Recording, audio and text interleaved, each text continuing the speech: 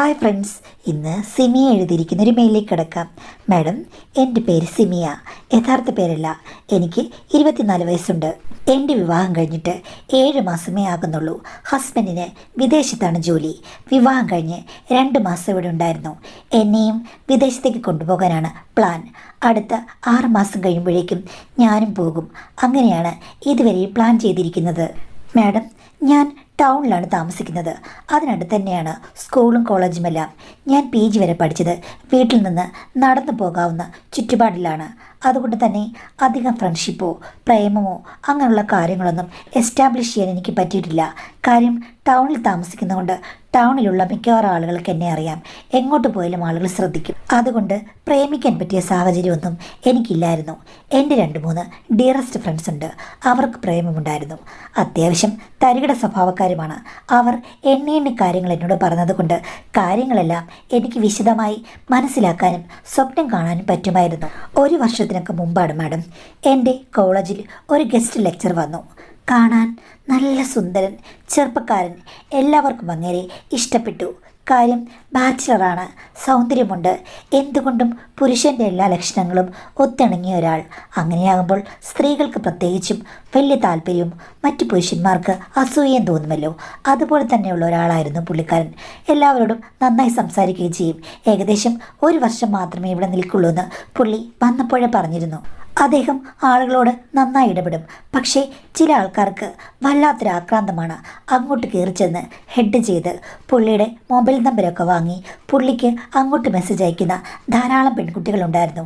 അവരോടാരോടും പുള്ളി തിരിച്ച് വേറെ രീതിയിൽ സംസാരിക്കുന്നത് ആരും അറിഞ്ഞിട്ടില്ല. മാന്യമായിട്ട് മാത്രമേ സംസാരിക്കുകയുള്ളൂ. എൻ്റെ ഒരു ഫ്രണ്ട് ലിഷിത, അവൾ എന്നോടൊരു ദിവസം വന്ന് പറഞ്ഞു, എടി, ഒരു ഉഗ്രൻ രഹസ്യമുണ്ട്, നിന്നോട് ഞാൻ പറയുകയാണെന്ന്. ഞാൻ ചോദിച്ചു എന്താണെന്ന്. അപ്പോൾ അവളാണ് പറഞ്ഞത്, എടി, ആ ഗസ്റ്റ് ലെക്ചർ ഇവിടെ ടൗണിൽ തന്നെ ഒരു ചെറിയ വീട് വാടകയ്ക്കെടുത്ത് തനിയാണ് താമസിക്കുന്നത്. നമ്മുടെ കോളേജിലെ പല പെൺകുട്ടികളും അവിടെ പോകാറുണ്ടത്രേ. പക്ഷെ പുള്ളിയെ പറ്റിയിട്ട് നല്ല അഭിപ്രായമാണല്ലോടി. ചില പെണ്ണുങ്ങൾ അങ്ങോട്ട് മെസ്സേജ് അയച്ചെന്ന് പറഞ്ഞാലും മറ്റു രീതിയിൽ അയച്ചെന്ന് പറഞ്ഞാലും പുള്ളി ഒന്ന് റെസ്പോണ്ട് ചെയ്യാറില്ലല്ലോ, മാന്യമാണല്ലോ. അപ്പോൾ അവളിനോട് പറഞ്ഞു, എടി, അങ്ങനെ തന്നെയാണ്. അയാൾ ഒരു തെളിവുണ്ടാക്കില്ല. പക്ഷേ കാണാൻ ചെല്ലുന്ന പെണ്ണുങ്ങളുമായിട്ടൊക്കെ അങ്ങേർക്ക് ചില ചുറ്റിക്കളികളുണ്ടെന്നാണ് പറഞ്ഞത്. അതെങ്ങനെ നീ അറിഞ്ഞു? എടി, നമ്മുടെ ക്ലാസ്സിൽ തന്നെ ഒരു പെൺകുട്ടി എന്നോട് തന്നെ പറഞ്ഞതാണ്. അവൾ പുള്ളിയെ കാണാൻ പോയിരുന്നു. ആദ്യം സാമൂഹ്യ മാധ്യമങ്ങളിൽ കൂടിയും പിന്നെ വാട്സാപ്പിലൂടെയും ഫോൺ വിളിച്ചും ഒക്കെ പുള്ളിക്കാരി ഇഷ്ടം അറിയിക്കാൻ ശ്രമിച്ചെങ്കിലും പുള്ളി നിഷേധിക്കുകയാണ് ചെയ്തത്. ഒരു ദിവസം കോളേജ് വെച്ച് കണ്ടു കഴിഞ്ഞപ്പോഴേക്കും ഒരിക്കലും സാമൂഹ്യ മാധ്യമങ്ങളിൽ കൂടിയും വാട്സാപ്പിൽ കൂടിയും കോളും ഒന്നും വിളിക്കരുത്, അല്ലാതെ എന്തെങ്കിലും ആഗ്രഹമുണ്ടെങ്കിൽ മൊബൈലിലോ മറ്റു സാമൂഹ്യ മാധ്യമങ്ങളിലോ കോണ്ടാക്റ്റ് ചെയ്യാതെ പുള്ളി പറയുന്ന സമയത്ത് പുള്ളി താമസിക്കുന്ന വീട്ടിൽ ചെന്നാൽ മതി. പുള്ളിക്കും താല്പര്യമൊക്കെയുണ്ട്. പക്ഷേ സ്ത്രീകൾ പിന്നീട് പരാതികളുമായി വരും. അതിൽ ഒന്നും പ്രശ്നമുണ്ടാക്കാൻ പുള്ളിക്ക് താല്പര്യമില്ല. ഒരു കോണ്ടാക്റ്റുമില്ലാതെ പുള്ളിയോട് ഡയറക്റ്റ് സമ്മാനിച്ചു കഴിഞ്ഞാൽ പുള്ളി സമയം തരും. അങ്ങനെ ഒത്തിരി പേർ ഇവിടുന്ന് അങ്ങോട്ടേക്ക് പദയാത്ര നടത്തിയെന്നാണ് അറിയാൻ കഴിഞ്ഞത്. പുള്ളിക്ക് പുറമേ കാണുന്ന സൗന്ദര്യം മാത്രമല്ല, മറ്റ് പല സവിശേഷതകളും ഒളിഞ്ഞുകിടപ്പുണ്ടെന്നും സ്ത്രീകൾ പിന്നെയും പിന്നെയും പുള്ളിയെ നേരിൽ കണ്ട് അങ്ങോട്ടേക്ക് ചെല്ലാൻ വെമ്പൽ കൊള്ളുകയാണെന്നാണ് പറയുന്നത്. ചുരുക്കം പറഞ്ഞു കഴിഞ്ഞാൽ 1 വർഷം കൊണ്ട് സാർ ഇവിടെ 365 കൂടുതൽ എണ്ണം തികച്ചിട്ടേ പോകുമെന്നാണ് അറിയുന്നത്. പുള്ളിക്ക് ഇഷ്ടമുള്ളവരെ മാത്രമേ പുള്ളി സ്വീകരിക്കുകയുള്ളൂ, അല്ലാത്തവരെ റിജക്റ്റ് ചെയ്യും. ഇതാണ് പുള്ളിയുടെ ഒരു രീതി. എടി, എനിക്ക് പുള്ളിക്കാരനെ ഒത്തിരി ഇഷ്ടമാണ്. ഞാൻ ഡയറക്റ്റ് കയറി മുട്ടാൻ തുടങ്ങിയാണ്. പുള്ളിക്ക് പ്രേമം ഇഷ്ടമല്ല, അതേപോലെ കല്യാണം കഴിക്കണമെന്ന് പറഞ്ഞ് പുറകെ നടക്കുന്നതും ഒന്നും ഇഷ്ടമല്ല. 2 പേർക്കും യാതൊരു വിധത്തിലുള്ള ബാധ്യതയുമില്ലാത്ത ബന്ധങ്ങൾ മാത്രം, ടൈം പാസ്സാണ് ഇഷ്ടമെന്ന് സാറ് പറഞ്ഞത്രേ. ഒരു കണക്കിന് നോക്കുമ്പോൾ അതാണ് നല്ലത്. അല്ലെങ്കിലും ഒത്തിരി പെണ്ണുങ്ങളെ നോക്കിയിരിക്കുന്ന അങ്ങേരെ കല്യാണം കഴിക്കാനോ പ്രേമിക്കാനൊന്നും കൊള്ളില്ലയോ. നമുക്കും ഒരു ടൈം പാസ്, അങ്ങേർക്കൊരു ടൈം പാസ്. അതുകൊണ്ട് ഈ കാര്യം സക്സസ് ആകുവാണെങ്കിൽ ഞാൻ നിന്നോട് പറയാം എന്ന് പറഞ്ഞു. ഞാൻ പറഞ്ഞു, വേണ്ട, ആവശ്യമില്ലാത്ത കാര്യങ്ങളൊന്നും കാണിക്കാതെ, അത് ശരിയാകില്ല. നിനക്ക് നാളെ ഒരുത്തിനെ കല്യാണം കഴിച്ച് സെറ്റിലാകേണ്ടതാണെന്ന്. അപ്പോൾ അവൾ പറഞ്ഞു, പിന്നെ ആണുങ്ങളാണെങ്കിൽ 100 കടമ്പ കഴിഞ്ഞിട്ടാണ് വരുന്നത്. സ്ത്രീകൾ ശീലാവധികളായിട്ടിരുന്നിട്ട് പ്രത്യേകിച്ച് കാര്യമൊന്നുമില്ല മോളെ. ഞാനൊന്ന് നോക്കട്ടെ, സക്സസ് ആകുവാണെങ്കിൽ നിന്നോട് പറയാടി കേട്ടോ. ഇഷ്ടമുള്ള പെണ്ണിനെ വളച്ചെടുത്തേ പറ്റൂ എന്നുള്ള രീതിയിൽ പുറകെ നടക്കുന്ന ഒത്തിരി ആണുങ്ങളെ ഞാൻ കണ്ടിട്ടുണ്ട്. പക്ഷേ ഇവിടെ ഇപ്പോൾ സൗന്ദര്യമുള്ള ഒരാണിൻ്റെ പുറകെ ഇത്രയും ആളുകൾ നടക്കുന്നത് ശരിക്കും എനിക്ക് അത്ഭുതമായിരുന്നു. ഇതിനു മുമ്പോ അത് കഴിഞ്ഞോ ഞാനങ്ങനെ ഒരു കാര്യം കണ്ടിട്ടേയില്ല. പക്ഷേ ഓരോ നിമിഷവും സാറിൻ്റെ ഡിമാൻഡ് കൂടി വരികയായിരുന്നു. അവളാണെങ്കിൽ പുള്ളിയെ ലൈബ്രറിയിൽ വെച്ച് കണ്ടു കഴിഞ്ഞപ്പോഴേക്കും അങ്ങോട്ട് ഇഷ്ടം പ്രകടിപ്പിച്ച് സംസാരിച്ചു. അപ്പോൾ പുള്ളി പറഞ്ഞത് ഒരു രീതിയിലും ഫോണിലോ അല്ലെങ്കിൽ സാമൂഹ്യ മാധ്യമങ്ങളിൽ കൂടിയോ അദ്ദേഹത്തോട് യാതൊരു കണക്ഷനും വെച്ചു പുലർത്താൻ പാടില്ല. ഒരു ഡേറ്റ് തരും, ആ സമയത്ത് ചെന്നാൽ മതിയെന്ന് അവൾ എന്നോട് പറഞ്ഞു. ഞായറാഴ്ച ഒരു 4 മണിക്കാണ് അവൾക്ക് അപ്പോയിൻമെൻറ്റ് കൊടുത്തത്. അവൾ എന്നെ വിളിച്ച് എടി എനിക്ക് ടെൻഷനാകുന്നു, എനിക്ക് ഇഷ്ടമുണ്ട് പക്ഷേ ടെൻഷനുമാണെന്ന് പറഞ്ഞു. ഞാൻ പറഞ്ഞു സൂക്ഷിച്ചു പോകണം, അതുമാത്രമല്ല അബദ്ധങ്ങളൊന്നും സംഭവിക്കരുത് എന്നൊക്കെ പറഞ്ഞ് അവളെ ആശ്വസിപ്പിച്ചാണ് ഞാൻ വിട്ടത്. പിന്നീട് ഞാൻ ഇടയ്ക്ക് അവളെ വിളിച്ചു. പക്ഷേ വൈകുന്നേരം 8 മണിയായിട്ട് അവൾ ഫോൺ എടുത്തില്ല. ഞാനാണെങ്കിൽ ടെൻഷൻ അടിച്ചു. എന്ത് സംഭവിച്ചു എന്നറിയില്ലല്ലോ, അവൾ എന്ത് പറഞ്ഞിട്ടാണ് വീട്ടിൽ നിന്ന് ഇറങ്ങിയിരിക്കുന്നതെന്നും അറിയില്ല. എന്തായാലും ഒരു 8:30 ആയപ്പോൾ അവൾ എന്നെ തിരിച്ചു വിളിച്ചു. എടി ഞാൻ ടൗണിൽ തന്നെയുണ്ട്, ഞായറാഴ്ച ആയതുകൊണ്ട് ഓട്ടോ കുറവാണ്, ഓട്ടോയ്ക്ക് വെയിറ്റ് ചെയ്യുന്നു, ഞാൻ വീട്ടിലേക്ക് പോകാമെന്ന് പറഞ്ഞു. ഞാൻ പറഞ്ഞു നീ ഇങ്ങോട്ട് വരാൻ. അവൾ പറഞ്ഞില്ലടി ഞാൻ വീട്ടിൽ പോവാം, ഞാൻ വീട്ടിൽ പോയിട്ട് വിളിക്കാമെന്ന് പറഞ്ഞു. എന്തോ കള്ളത്തിനും പറഞ്ഞിട്ടാണ് അവൾ വീട്ടിൽ നിന്ന് ഇറങ്ങിയത്. കല്യാണമോ മറ്റ് ഫംഗ്ഷനോ എന്തോ ഉണ്ടെന്ന് പറഞ്ഞിട്ട്. എന്തായാലും വീട്ടിൽ ചെന്ന് കഴിഞ്ഞ് രാത്രി അവൾ വിളിച്ചു. എടി എല്ലാവരും മത്സരിച്ചപ്പോൾ ഞാൻ വിചാരിച്ചത് വെറും ഒരു കൗതുകം കൊണ്ടാണെന്നാണ്. പക്ഷേ അങ്ങനെയല്ലടി, സാറിന് അസലായ സൗന്ദര്യമുണ്ട്. അതുമാത്രമല്ല സാർ നമ്മളോട് വിശദമായി സംസാരിക്കും. ആദ്യമാണെങ്കിൽ ആദ്യമായ രീതികളെല്ലാം അദ്ദേഹത്തിന് നന്നായിട്ടറിയാം. ഇനി അങ്ങനെയല്ല, എക്സ്പീരിയൻസ് ആണെങ്കിൽ അദ്ദേഹത്തിന് കൂടുതൽ ആവേശമാകും. ഇങ്ങനെ എല്ലാവരെയും അദ്ദേഹം പല രീതിയിലാണ് കൈകാര്യം ചെയ്യുന്നത്, ഒരു ക്ലാസ് എടുക്കുന്ന പോലെ തന്നെ. അതുകൊണ്ട് നമുക്ക് നമ്മുടെ വിവാഹ ജീവിതത്തിന് മുമ്പ് തന്നെ അദ്ദേഹത്തിൻ്റെ ഒരു ക്ലാസ് അനുഭവിക്കാൻ കിട്ടിക്കഴിഞ്ഞു കഴിഞ്ഞാൽ തീർച്ചയായിട്ടും നമ്മുടെ ലൈഫിന് അതൊരു മുതൽക്കൂട്ടായിരിക്കും. ഒരിക്കലും ഇത് ഒരു നഷ്ടമാണെന്ന് എനിക്ക് തോന്നുന്നില്ല. ആദ്യത്തെ ക്ലാസ് കഴിഞ്ഞപ്പോൾ അദ്ദേഹം എന്നോട് പോയിക്കോളാൻ പറഞ്ഞതാണ്. പക്ഷെ ഞാൻ പറഞ്ഞു 2ാമത്തെ ക്ലാസ്സും കൂടി അറ്റൻഡ് ചെയ്തിട്ട് ഞാൻ പോരുന്നുള്ളൂ എന്ന്. എല്ലാവരും പറഞ്ഞത് എന്ത് ശരിയാ മോളെ, അദ്ദേഹത്തെ പ്രേമിക്കുകയോ കല്യാണം കഴിക്കുകയോ ഒന്നും ചെയ്യേണ്ട കാര്യമില്ല. അദ്ദേഹത്തിൻ്റെ പുസ്തകം തുറന്ന് താളുകൾ മറിച്ച് പാഠപുസ്തകം നമ്മൾ മുഴുവനും വായിച്ച് കേൾക്കണം, അതാണ് നമ്മുടെ ജീവിതത്തിൻ്റെ ലക്ഷ്യം എന്നൊക്കെ പറഞ്ഞ് അവൾ വർണ്ണിച്ച് പറഞ്ഞു. അതൊക്കെ കേട്ട് ഞാൻ ഏതൊക്കെയോ സ്വപ്നലോകത്തേക്ക് അങ്ങ് പോയി. അവൾ പിന്നെയും 2-3 വട്ടം അപ്പോയിൻമെൻ്റ് എടുത്ത് അദ്ദേഹത്തെ കാണാൻ പോയി. ആ കഥകളൊക്കെ പറഞ്ഞു കഴിഞ്ഞപ്പോഴേക്കും എനിക്ക് പുറത്തില്ലാതായി. കാര്യം എൻ്റെ വീട്ടിൽ നിന്നും 1 കിലോമീറ്റർ അകലെ മാത്രമാണ് അദ്ദേഹം താമസിക്കുന്നത്. എനിക്കവിടേക്ക് നടന്നു പോകാവുന്നേ ഉള്ളൂ. എന്നിട്ടും അവളുമാരൊക്കെ കയറി സ്കോർ ചെയ്യുന്നു, ഞാനാണെങ്കിൽ വെറുതെ ഇരിക്കുന്നു. എനിക്കും തോന്നി എൻ്റെ വിവാഹത്തിന് മുമ്പ് എനിക്ക് ചില ക്ലാസ്സുകൾ ആവശ്യമാണെന്ന്. അവസാനം ഞാൻ അവളോട് തുറന്നു പറഞ്ഞു, മോളെ എടി നീ തന്നെ എൻ്റെ കാര്യം പറയാമെന്ന്. അപ്പോൾ അവൾ എന്നോട് പറഞ്ഞു, നിന്നോട് ഞാൻ പറയാതിരുന്നതാണ്, നിനക്ക് താല്പര്യമില്ലേന്ന് അദ്ദേഹം ചോദിച്ചു. നീയാണ് ക്ലാസ്സിലെ ഏറ്റവും സുന്ദരിയെന്ന് അദ്ദേഹം പറയുകയും ചെയ്തു. അത് കേട്ട് കഴിഞ്ഞപ്പോഴേക്കും പിന്നെ പറയണോ, പെണ്ണായ ഞാൻ ഇളകി അങ്ങ് തുള്ളി.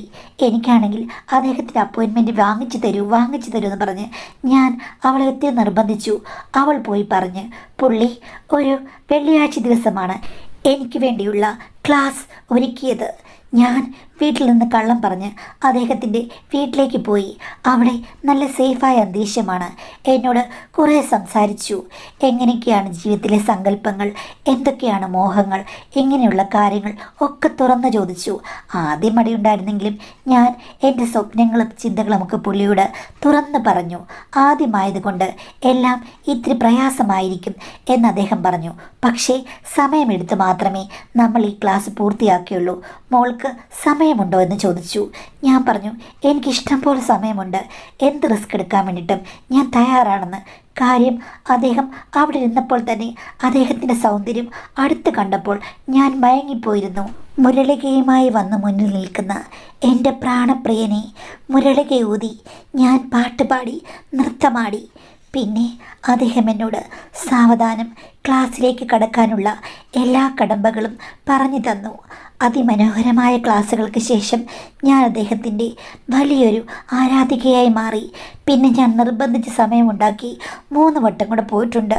അദ്ദേഹം എന്നോട് പറഞ്ഞത് സൗന്ദര്യമുള്ളത് ആണുങ്ങൾക്കാണെങ്കിലും പെണ്ണുങ്ങൾക്കാണെങ്കിലും അവർ ഒന്നും തേടിപ്പോകണ്ട, എല്ലാം അടുത്തേക്ക് വരുമെന്നാണ്. അത് കറക്റ്റാണ് മാഡം. സൗന്ദര്യം ഒരു സത്യമാണ്. എൻ്റെ കൂട്ടുകാരിയാണെങ്കിൽ ഒരു വായാടിയാണ്. ഞാൻ അവളോട് പറഞ്ഞിരുന്നു, എടി എൻ്റെ കാര്യം മാത്രം ആരോടും പറയരുതെന്ന്. അവൾ എന്തായാലും എൻ്റെ കാര്യം ആരോടും പറഞ്ഞില്ല. ബാക്കിയുള്ളവരെല്ലാം സാറിൻ്റെ കാര്യം അങ്ങോട്ടും ഇങ്ങോട്ടും പറഞ്ഞ് രസിക്കുമായിരുന്നു. അതൊക്കെ ചിലത് പുറത്തും പോയിട്ടുണ്ട്. പക്ഷേ അദ്ദേഹം 1 വർഷമൊന്നും നിന്നില്ല. 10 മാസം കഴിഞ്ഞപ്പോഴേക്കോ എങ്ങോട്ടേക്കോ പോയി. ഞങ്ങളോട് ആരോടും പ്രത്യേകിച്ച് യാത്രയൊന്നും പറഞ്ഞില്ല. ഒരു സുപ്രഭാതത്തിൽ പുള്ളി ജോലി ഉപേക്ഷിച്ച് അങ്ങ് പോയി. എനിക്ക് തോന്നുന്നു വേറെ നല്ല ജോലി കിട്ടിക്കാണുമെന്ന്. എന്തായാലും അതുമാത്രമാണ് എൻ്റെ ജീവിതത്തിൽ വ്യത്യസ്തമായി നടന്നൊരു സംഭവം. മറ്റു പല സ്ത്രീകളും താലോലിക്കുന്നത് പോലെ ആ സംഭവത്തെ ഞാനും എന്നും താലോലിച്ചിരുന്നു. സത്യം പറഞ്ഞാൽ എൻ്റെ ആഗ്രഹ സാഫല്യമായതുകൊണ്ട് അതെൻ്റെ ജീവിതത്തിൽ ഒത്തിരി സന്തോഷവും സംതൃപ്തിയും ഗുണവും ചെയ്തുവെന്ന് ഞാൻ വിശ്വസിക്കുന്നു. കുറ്റബോധത്തിൻ്റെ ലെവലേശം പോലും എനിക്കില്ലായിരുന്നു. കല്യാണം കഴിച്ചു കഴിഞ്ഞപ്പോഴേക്കും എനിക്ക് സത്യം പറഞ്ഞാൽ സന്തോഷം തന്നെയായിരുന്നു. എന്നിരുന്നാലും എൻ്റെ ഭർത്താവ് ഒരിക്കൽ പോലും സാറിൻ്റെ കൈവിരലിലെ മോതിരം പോലും ആകില്ലെന്ന് എനിക്ക് മനസ്സിലായി. കാരണം അത്രയ്ക്കൊന്നും ക്വാളിറ്റി എൻ്റെ ഹസ്ബൻഡിനില്ല. അത്രയും സൗന്ദര്യമില്ല, അത്രയും ആക്റ്റീവുമല്ല. മുഖം അത്യാവശ്യ സൗന്ദര്യമുള്ളത് കൊണ്ട് മാത്രം ഒരു കാര്യമില്ലെന്ന് എനിക്ക് മനസ്സിലായി. അത് കണ്ട് ഞാനെന്തോ പ്രതീക്ഷിച്ചു. പക്ഷേ തണുപ്പൻ മട്ടും സ്നേഹപ്രകടനങ്ങളുടെ കുറവും തന്ത്രങ്ങളുടെ പോരായ്മയും ഒക്കെ എന്നിൽ പ്രശ്നങ്ങളുണ്ടാക്കി. എങ്കിലും ഞാനൊന്നും പറഞ്ഞില്ല. കൊതിച്ചത് ഒരിക്കലും വിധിക്കില്ലെന്ന് എനിക്കറിയാമായിരുന്നു. ഉള്ളതുകൊണ്ട് അഡ്ജസ്റ്റ് ചെയ്ത് പോകണമെന്ന് എൻ്റെ മനസ്സ് പറഞ്ഞിരുന്നു. കാര്യം എനിക്ക് വേറെ ഓപ്ഷൻസ് ഒന്നുമില്ല. അന്ന് മറ്റു കാര്യങ്ങൾ രഹസ്യമായി നടന്നെങ്കിലും ഇനിയും അത്രയും റിസ്ക് എടുക്കാൻ എനിക്ക് പറ്റില്ല. അതുകൊണ്ട് അടങ്ങിയൊതുങ്ങി വീട്ടമ്മയായി കഴിയണമെന്ന് ഞാൻ ദൃഢനിശ്ചയമെടുത്തിരുന്നു. അങ്ങനെയാണ് ഞാൻ ഭർത്താവിൻ്റെ വീട്ടിൽ വന്നത്. 2 മാസം കഴിഞ്ഞപ്പോൾ ഹസ്ബൻഡ് ഗൾഫിൽ പോയി. എന്നും വിളിക്കും. സ്നേഹത്തിന് കുറവില്ല. പക്ഷേ എന്തായാലും ഉപ്പോളം വരുമോ? ഉപ്പിലിട്ടത് ഒരിക്കലുമില്ല. അതുകൊണ്ട് പിന്നെ ഞാൻ അതിനെക്കുറിച്ച് കൂടുതൽ ആലോചിച്ചില്ല. എൻ്റെ ഹസ്ബൻഡിൻ്റെ പപ്പ നല്ല ചെറുപ്പമാണ്. മമ്മിയും അങ്ങനെ തന്നെ. അദ്ദേഹം എക്സ് സർവീസ്മാനാണ്. ഇപ്പോൾ ഒരു കമ്പനിയിലെ സെക്യൂരിറ്റി വിങ്ങിൻ്റെ ഹെഡാണ്. ഭയങ്കര ബിസിയാണ് പുള്ളിക്കാരൻ. ഞാൻ ചെന്നതിൽ പിന്നെ വളരെ കുറച്ച് സമയം മാത്രമേ അദ്ദേഹം അവിടെ ഉണ്ടായിരുന്നുള്ളൂ. ചിരിയും കളിയും തമാശകളും ഒക്കെ നിറഞ്ഞ ഒരാളാണ് അദ്ദേഹം. നമുക്ക് എന്തുവേണമെങ്കിലും തുറന്നു പറയാം. എനിക്ക് കല്യാണ നിശ്ചയം മുതലേ ഭയങ്കര കംഫർട്ടബിൾ ആയിരുന്നു. എൻ്റെ അമ്മായിയേക്കാൾ ഫാർ ബെറ്ററാണ് അദ്ദേഹം. പക്ഷേ ഇവിടെ അധികം കാണില്ല. എൻ്റെ ഹസ്ബൻഡിന് ഒരു സഹോദരിയുണ്ട്. അവൾ ഫിസിയോതെറാപ്പി ചെയ്തിട്ട് പ്രാക്ടീസ് ചെയ്തുകൊണ്ടിരിക്കുകയാണ് ബാംഗ്ലൂരിൽ വലിയൊരു ഹോസ്പിറ്റലിൽ. വിവാഹമൊന്നും ഇതുവരെ കഴിഞ്ഞിട്ടില്ല. വിവാഹാലോചനകൾ പലതും കൊണ്ടുവന്നെങ്കിലും അവൾക്ക് അത്ര ഇഷ്ടമായിട്ടില്ല. മാട്രിമോണിയൽ സൈറ്റിലൊക്കെ രജിസ്റ്റർ ചെയ്തിട്ടിരിക്കുകയാണെന്ന് അമ്മായിമ്മ പറഞ്ഞു. അവൾക്ക് വേറെന്തെങ്കിലും പ്രേമമുണ്ടോ എന്ന് സംശയമുണ്ടെന്നും അമ്മായിമ്മ എന്നോട് പറഞ്ഞു. അമ്മയും മോളും തമ്മിൽ കീരിയും പാമ്പും പോലെയാണ്. എപ്പോഴും വഴക്കാണ്. ഫോണിൽ കൂടി അവൾ ഇങ്ങോട്ടൊന്നും വന്ന് നിൽക്കാറില്ലെന്നും അമ്മ പറഞ്ഞു. എന്നെ വല്ലപ്പോഴും വിളിക്കാറുണ്ട്. അമ്മായിമ്മയെ സൂക്ഷിച്ചോണമെന്ന് അവൾ എനിക്ക് വാണിംഗും തന്നു. പക്ഷേ അമ്മായിമ്മ എന്നോട് പ്രശ്നമൊന്നുമില്ല. പിന്നെ പപ്പ ഇടയ്ക്കിടയ്ക്ക് വരുമ്പോൾ ഞങ്ങളെല്ലാവരും കൂടെ ഒന്നിച്ചിരുന്ന് തമാശയൊക്കെ പറയാറുണ്ട്. മാഡം, ഈ ഓണത്തിനാണേ. അപ്പോൾ പപ്പ വന്നു കഴിഞ്ഞപ്പോഴേക്കും എന്നോട് പറഞ്ഞു, മോളെ എടി നിൻ്റെ നാത്തൂന് വേണ്ടിയിട്ട് 2-3 നല്ല മാച്ചുകൾ വന്നിട്ടുണ്ട്, ഞാൻ കാണിക്കാം. എനിക്ക് ആ ചെക്കന്മാരെയൊക്കെ ഇഷ്ടപ്പെട്ടു. 3 പേരുണ്ട്. അതിലൊരാൾ എനിക്കറിയാവുന്ന ആളാണ്. എൻ്റെ ഒരു ഫ്രണ്ടിൻ്റെ ബന്ധുവാണ്. ഇന്ന ജില്ലയിലാണ് വീട് എന്ന് പറഞ്ഞു. ആദ്യത്തെ 2 ചെക്കന്മാരെ കണ്ടിട്ടും എനിക്ക് പ്രത്യേകിച്ചൊന്നും തോന്നിയില്ല. പക്ഷേ 3ാമത്തെ ചെക്കനെ കണ്ടപ്പോൾ ഞാൻ ഞെട്ടിപ്പോയി. അത് ഞങ്ങളുടെ ഗസ്റ്റ് ലെക്ചർ സാറായിരുന്നു. സാറിൻ്റെ മാട്രിമോണി പ്രൊഫൈലാണ് കാണിച്ചത്. എനിക്ക് എന്തു പറയണമെന്നറിയില്ല. ദൈവമേ, ഞാൻ ചോദിച്ചു, ഇതിൽ ആരാണ് ശരിക്കും പപ്പയ്ക്ക് അറിയാവുന്ന ഫാമിലിയിലെ പയ്യൻ എന്ന് ചോദിച്ചു കഴിഞ്ഞപ്പോഴേക്കും പപ്പ തൊട്ട് കാണിച്ചത് സാറിൻ്റെ ഫോട്ടോ തന്നെയാണ്. ഇവൻ്റെ അച്ഛൻ ശരിക്കും പറഞ്ഞാൽ എൻ്റെ റെജിമെൻറ്റിലായിരുന്നു. ഞങ്ങൾക്ക് പരിചയമുണ്ട്. പക്ഷേ മാട്രിമോണി സൈറ്റ് ഇങ്ങനെ സജസ്റ്റ് ചെയ്തപ്പോഴാണ് ഞാൻ ഒന്ന് അന്വേഷിച്ചത്. അപ്പോഴാണ് മനസ്സിലായത് എൻ്റെ സുഹൃത്തിൻ്റെ മകനാണെന്ന്. എന്തായാലും നല്ലൊരു പയ്യനാണെന്ന്. ഉടനെ വന്ന് അമ്മ ആ പടത്തിൽ നോക്കിയിട്ട് പറയുകയാണ്, ആ ഈ പടം ഇതെനിക്ക് തോന്നുന്നു ഇൻ്റർനെറ്റിൽ നിന്ന് വല്ലോ ഡൗൺലോഡ് ചെയ്ത് കയറ്റിയിട്ടതാണ്, ഇതേതോ തെലുങ്ക് സിനിമാ നടനല്ലേ എന്ന് ചോദിച്ചു. അപ്പോൾ പപ്പ പറഞ്ഞൊന്ന് പൊടി, ഇത് ഈ ചെക്കൻ തന്നെയാണ്, എനിക്കറിയാം, നല്ല സൗന്ദര്യമുള്ളൊരു ചെക്കനാണ്. ഓ ആണെന്ന് എനിക്ക് തോന്നുന്നില്ല, ഇത്രയും സൗന്ദര്യമുള്ള ആണുങ്ങളൊന്നും കേരളത്തിലില്ല, ഇതും സിനിമാ നടന്മാരുടെ ആരുടെ ഫോട്ടോയാണ്. എന്തായാലും ഇങ്ങനെയാണ് ചെറുക്കനെങ്കിൽ എൻ്റെ മോൾക്ക് സമ്മതമാകും. ഇങ്ങനെയുള്ള പയ്യന്മാരെയൊക്കെ ആര് റിജക്റ്റ് ചെയ്യാനാ എന്ന് പറയുകയും ചെയ്തു. ഇത് കേട്ട് ശരിക്കും ഞാൻ അങ്കലാപ്പിലായി. എന്താണെന്നറിയില്ല, എൻ്റെ നാത്തൂനെ കല്യാണം കഴിച്ച് അയാൾ ഈ കുടുംബത്തിൽ കയറി വന്നു കഴിഞ്ഞാൽ എന്തെങ്കിലും പ്രശ്നമുണ്ടാകുമോ, അതോ എനിക്ക് നല്ലതാണോ, ഒന്നും മനസ്സിലാകുന്നില്ല. എന്നാൽ പിന്നെ ഇത് തന്നെ ആദ്യം നോക്കാം, അവൻ്റെ അച്ഛനെ ഞാൻ ഇന്ന് കോണ്ടാക്ട് ചെയ്യട്ടെ എന്ന് പപ്പ പറയുകയും ചെയ്തു. അത് കേട്ടപ്പോൾ എനിക്കറിയില്ല, അസൂയാണോ അതോ ഇങ്ങനെ ചുമ്മാ തേടി നടക്കുന്ന ഒരാൾ എൻ്റെ നാത്തൂൻ്റെ ഭർത്താവാകുന്നതിലുള്ള വിഷമമാണോ എന്നൊന്നും എനിക്കറിയില്ല. ആകെ നെഞ്ചത്ത് ഒരു പരിഭ്രമം, വിങ്ങൽ, വിഭ്രാന്തി, ഡിപ്രഷൻ, എനിക്കാകെ ടെൻഷനാകാൻ തുടങ്ങി. ഇത് തുറന്നു പറയണമല്ലോ ആരോടെങ്കിലും, പക്ഷേ തുറന്നു പറഞ്ഞാൽ അതിനുള്ള തെളിവുകളും ഞാൻ പറയേണ്ടി വരും. അതൊക്കെ ഓർത്തപ്പോൾ എനിക്ക് ഭയങ്കര ടെൻഷൻ. എന്നാലും അയാൾ ഇവിടെ എൻ്റെ നാത്തൂൻ്റെ ഭർത്താവായിട്ട് വരണ്ട, അത് ഞാൻ 3-4 ദിവസം കൊണ്ടങ്ങ് തീരുമാനിച്ചു. പപ്പ അന്ന് എന്തുകൊണ്ട് ഒരാഴ്ച ഇവിടെ ഉണ്ടായിരുന്നു, ഇതൊക്കെ ഒന്ന് നോക്കാൻ വേണ്ടിയിട്ടായിരിക്കാം. എന്തായാലും പപ്പയോട് ഇത് പറയാം, എൻ്റെ കഥ പറയണ്ട, മറ്റുള്ള ആൾക്കാരുടെ കഥ പറയാമല്ലോ, ഇയാൾ അവിടെ ഗസ്റ്റ് ലെക്ചർ ആയിരുന്നപ്പോൾ ഇങ്ങനെയായിരുന്നു എന്നുള്ള കാര്യങ്ങൾ പറയാമല്ലോ എന്ന് ഞാൻ വിചാരിച്ചു. അങ്ങനെ ഒരു ദിവസം വൈകിട്ട് പപ്പയെ തനിച്ച് കിട്ടിയപ്പോൾ ഞാൻ പറഞ്ഞു, പപ്പ എനിക്കൊരു കാര്യം പറയാനുണ്ട്. ആ ഒരു കല്യാണാലോചനയില്ലേ, പപ്പയുടെ സുഹൃത്തിൻ്റെ മകൻ്റെ കാര്യം, അത് പ്രൊസീഡ് ചെയ്യേണ്ട. അങ്ങയുടെ സ്വഭാവം ഇങ്ങനെയാണ്, ഞങ്ങളെ പഠിപ്പിച്ചിട്ടുള്ള ആളാണ്, അത് ശരിയാകില്ല. അങ്ങയുടെ പുറകെ പെണ്ണുങ്ങളിങ്ങനെ നടക്കും, അവസാനം അവൾക്കൊരു ബാധ്യതയാകും ഭർത്താവ് എന്നുള്ള രീതിയിൽ ഞാൻ എൻ്റെ കഥയല്ലാതെ മറ്റ് കഥകളെല്ലാം വിശദമായിട്ട് പറഞ്ഞു. എൻ്റെ ഫ്രണ്ട്സ് പോയതും വന്നതും, അയാൾ സാമൂഹ്യ മാധ്യമങ്ങളിൽ മെസ്സേജ് അയക്കാതെ അപ്പോയിൻമെൻ്റ് അനുസരിച്ച് ചെല്ലണം എന്ന് പറഞ്ഞ കാര്യങ്ങളും ഒക്കെ പപ്പയോട് പറഞ്ഞു. പപ്പ അത് കേട്ട് വല്ലാതെ ഞെട്ടിപ്പോയി. ഓ അത്രയൊക്കെ പ്രശ്നക്കാരനാണോ?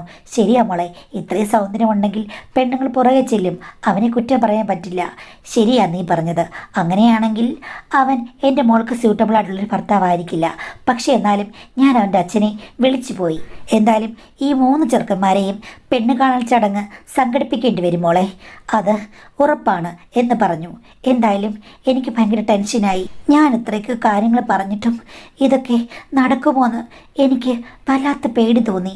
ഇപ്പോൾ അങ്ങേർക്ക് സ്ഥിരമായി ഏതോ കോളേജിൽ പോസ്റ്റിംഗ് കിട്ടിയത്രേ, അതാണ് പോയത്. എന്തായാലും വല്ലാത്ത ഒരു ടെൻഷനായിരുന്നു എനിക്ക്. വേറെ ആരോടും ഇത് പങ്കുവെക്കാനും പറ്റുന്നില്ല. ഭർത്താവിനോട് പറഞ്ഞു കഴിഞ്ഞാൽ അങ്ങനെ വെറുതെ പേടിക്കും, അതുകൊണ്ട് ഞാൻ ഒന്നും മിണ്ടിയില്ല. അവളോട് പറയാൻ പറ്റില്ലല്ലോ. അങ്ങനെ 2 ആഴ്ച കഴിഞ്ഞപ്പോഴേക്കും അവൾ വന്നു. 3 ചെക്കന്മാരും അവളെ കാണാൻ വരും. ഇഷ്ടമുള്ള ഒരാളെ തിരഞ്ഞെടുക്കണം. എന്തായാലും ഈ ചെക്കനെ അവൾക്ക് ഇഷ്ടപ്പെടുമെന്ന് അമ്മയ്ക്കും പപ്പയ്ക്കും ഉറപ്പുണ്ടായിരുന്നു. അങ്ങനെ ഞാൻ ടെൻഷനോട് കാത്തിരുന്നു. അവൾ വന്നു കഴിഞ്ഞ് ആദ്യ ദിവസം വേറൊരു പയ്യനാണ് വന്നത്, 2ാമത്തെ ദിവസം വേറൊരു പയ്യനും, 3ാമത്തെ ദിവസമാണ് ഞങ്ങളുടെ സാറും വരുന്നത്. ഇവള് സുന്ദരിയാണല്ലോ ഓൾറെഡി, അതുകൊണ്ട് ആർക്കും ഇഷ്ടപ്പെടാത്ത രീതിയൊന്നുമില്ല. 2 പേർക്ക് ഇഷ്ടപ്പെട്ടാണ് പോയത്. പിറ്റേ ദിവസം സാറൂടെ വന്നിട്ട് കാര്യങ്ങൾ വിളിച്ച് പറയാമല്ലോ എന്നോർത്തിട്ട് എല്ലാം പറയാം എന്ന് പറഞ്ഞിട്ടെല്ലാവരെയും യാത്രയാക്കി. പിറ്റേ ദിവസമാണ് സാറ് വന്നത്. അയാൾ വരുമ്പോൾ മാറി നിൽക്കാൻ പറ്റില്ലല്ലോ.